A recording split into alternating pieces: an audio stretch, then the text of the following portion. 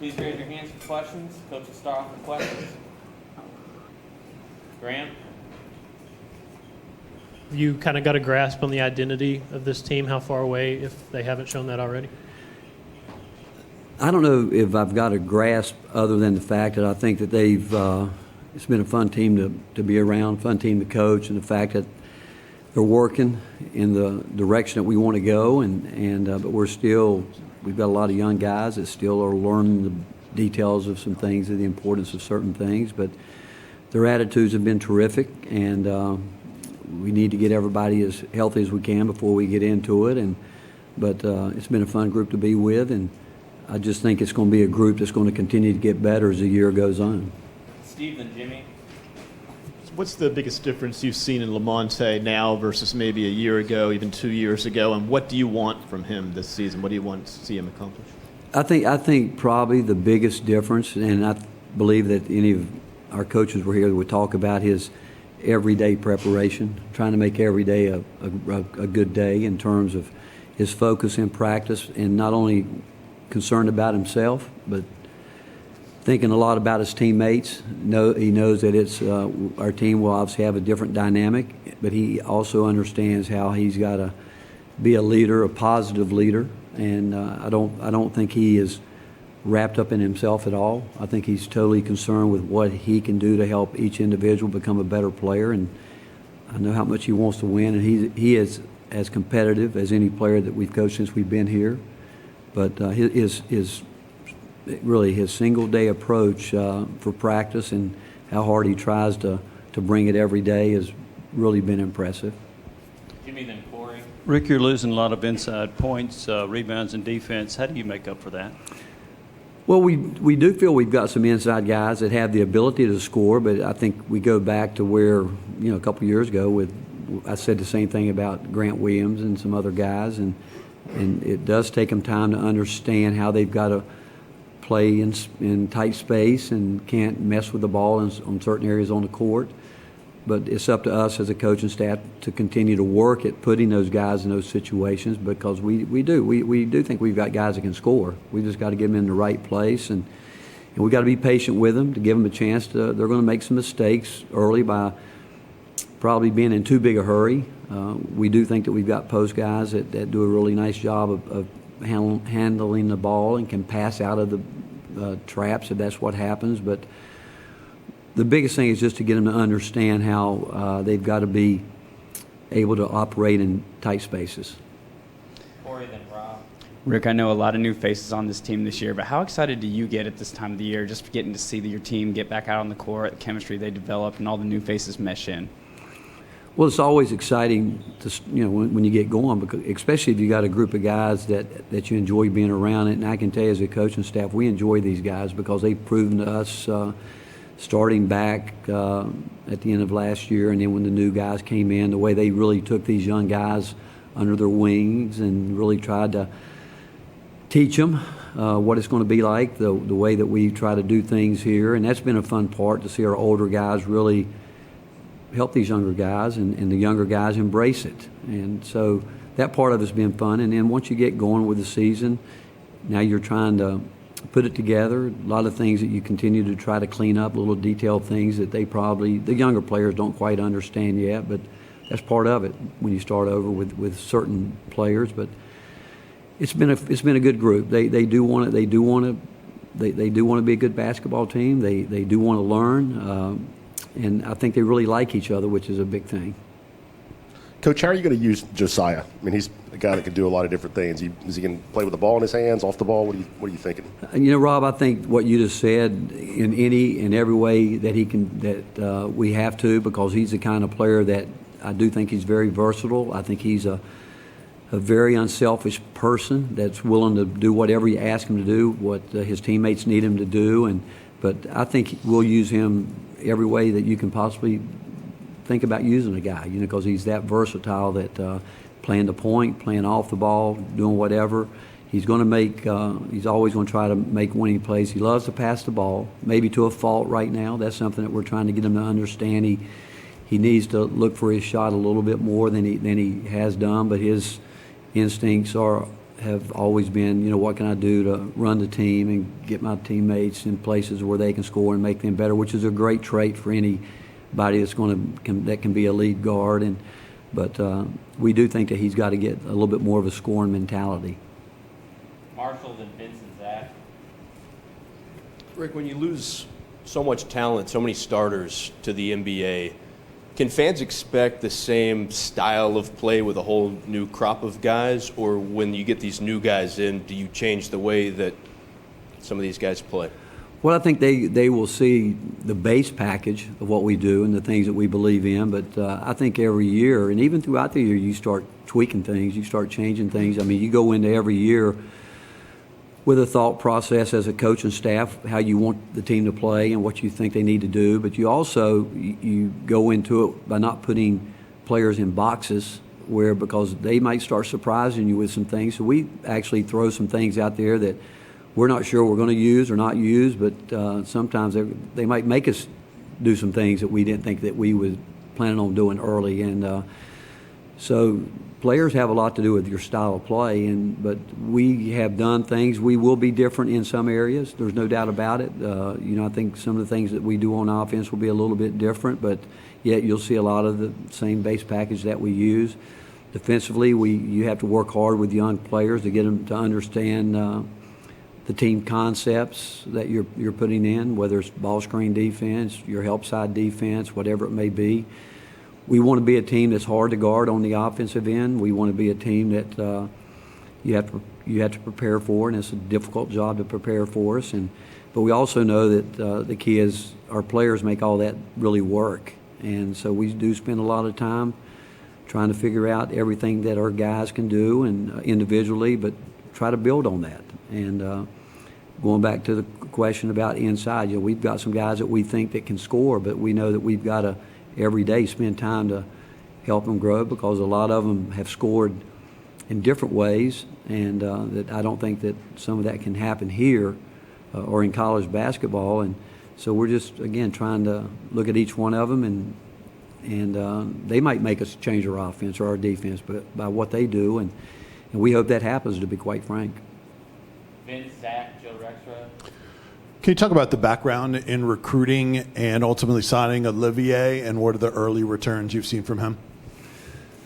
Well, the way that started, we knew a year ago that the possibility to lose guys early. I mean, it's real every year. You've got to be prepared for what's you're living today, but you also have to have that plan. What can happen, the what ifs.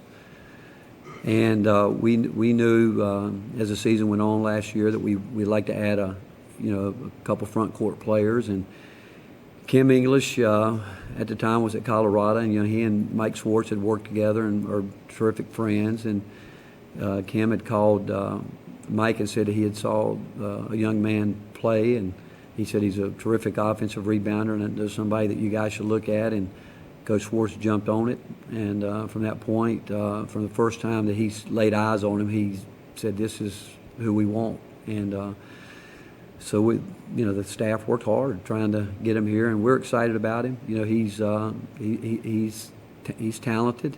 Again, one of those players that's learning that it's a different game, learning that he does have the ability to score, but he's having that, like all players, simply learn how to get down lower, fight for his space on the floor, not just, he can't just go walk over and get where he probably could a year ago. He's going to have to really fight for it, because he's playing against a guy like Yves Pons every day that's going to fight him for every step. And but he's improved a lot. All of our guys have improved, but he really has figured out that the fact that he wants to be a good player, and he knows that he's got to add some things to what he's doing right now, which all players do. But it takes some of them longer than others to figure that out, and he's figured out early what we need him to do. Now, they all come in with the idea of what they want to do, and it's part of coaching is that you've got to get them to understand what you need them to do, and while they're doing that they continue to build to stretch their game and grow. But he's starting to really understand what we need from him.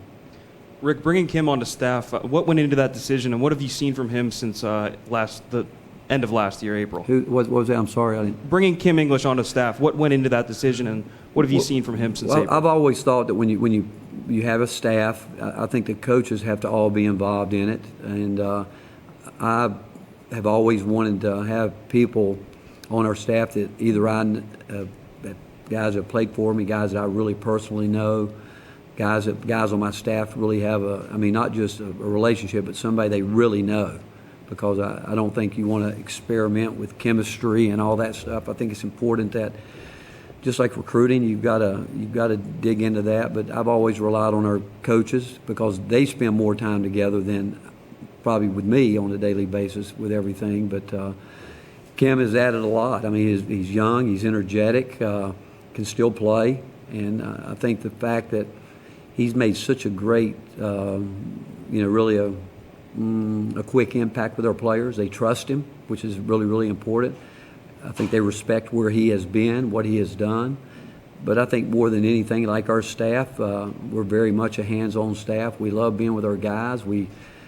Practice is over every day. We have dinner in our locker room, and as a staff, we're there with them because we really enjoy being around these guys. But I'm excited about our staff, but he has been a great addition. He's been everything that you would want and more.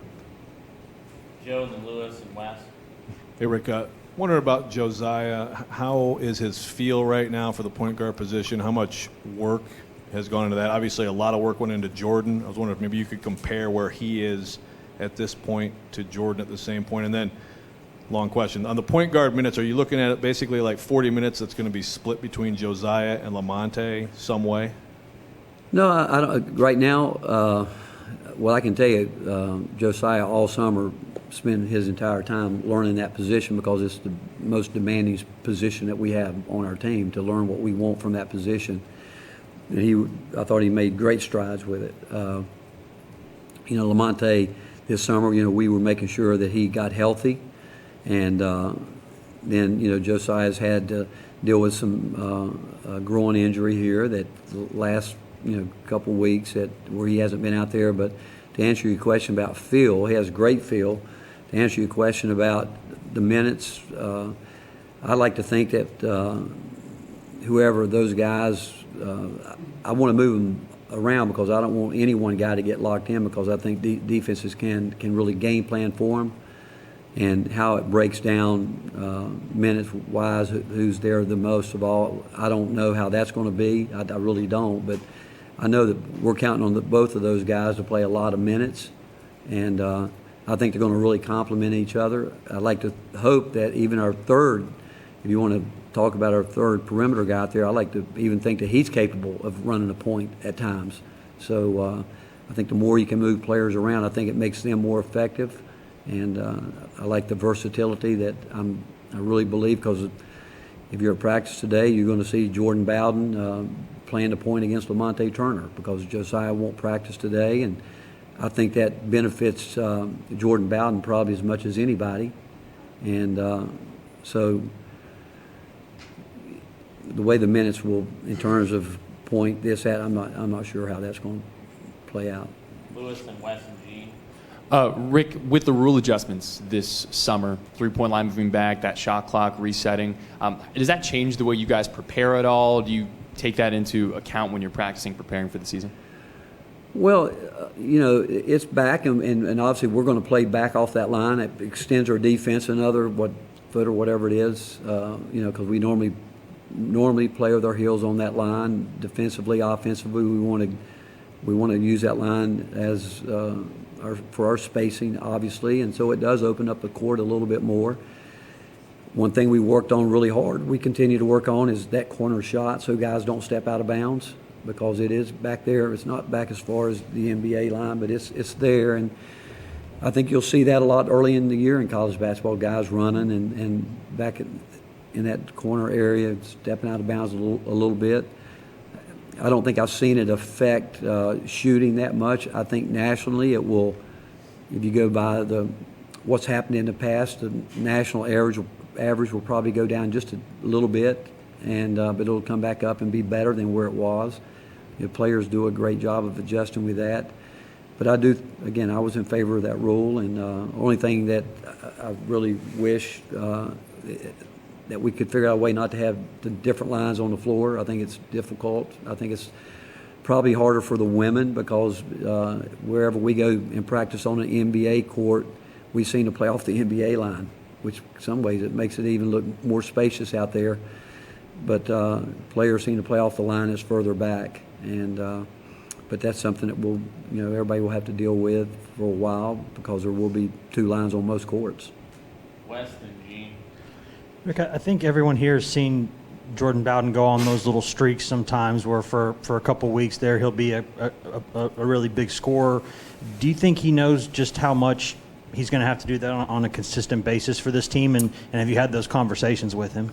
Well, we've had a conversation with him for 4 years now. That where he knows that being consistent and you'd like to think going into a senior year that, but we don't want him to just put his whole mindset on scoring the basketball. We want him to be a complete player.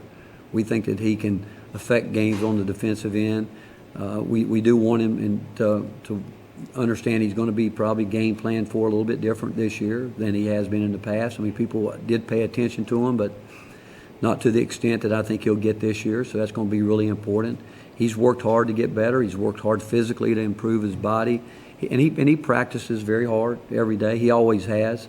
We'd like to see him become more vocal. We'd like to see him I don't want to use the term get out of his comfort zone because I don't think he's afraid to do that from a physical standpoint. I think it's probably more of a mentality that we want him to get more aggressive mentally in a lot of different areas, not just shooting the ball, but just in the way he does everything. And he's such a wonderful person, and everybody loves him. But sometimes you've got to come outside that personality and when you're between those lines, and I think that we all want to see him do that more consistently than what he has done. Gene and then Jimmy.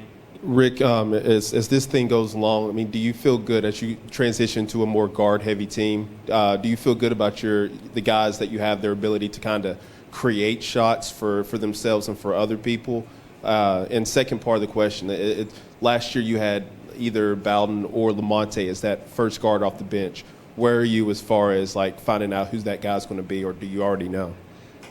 Yeah, I do have confidence in our team. I do. I mean, I like this group of guys, and I think that they are grasping. They're getting better right now. Yesterday was a day that, as a coaching staff, we tried to create havoc, confusion, chaos, to see how they would respond. Quick, a lot of talking going on at one time, just to create some confusion to see how well we could focus and stay grounded where we needed to be, and I thought for the first day that we really tried to do that at a very high level. I thought the guys did a good job with it overall. In terms of the rotations, I could see that changing. Devontae Gaines broke his thumb, and he's out right now. We'll be out for a couple more weeks.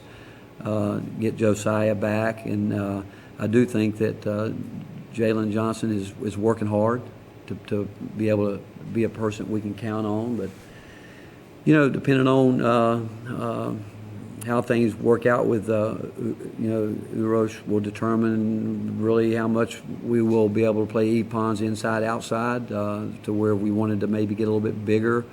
He's spent most of his time learning a new position this year, but we know he can go back the other way if need be. But we need Zach Kent. We need all these guys right now because we've watched the last couple of weeks with a couple guys being out. Drew Pember's been out a lot.